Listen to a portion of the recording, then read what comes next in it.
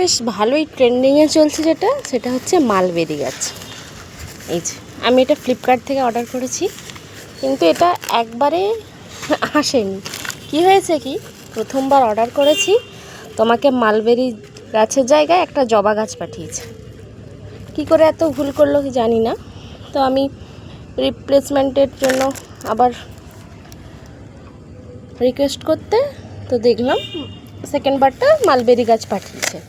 কিন্তু কথা হচ্ছে যে সে আর জবা গাছটা ফেরত নিয়ে যায়নি।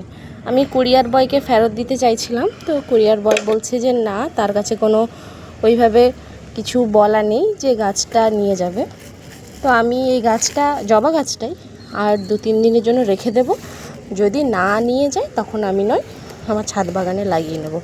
তো আমি আজকে আমার যে মালবেরি গাছটা, এটা ফ্লিপকার্ট থেকে নেওয়া। যদি কেউ এর লিঙ্ক চান তাহলে আমি কমেন্ট বক্সে লিঙ্কটাও দিয়ে দিতে পারি। এটা ফ্লিপকার্ট থেকে নিয়েছি। গাছটা মোটামুটি হেলদি আছে, ছোট গাছ, লাগিয়ে নেব, পরে ফলের অপেক্ষা করব।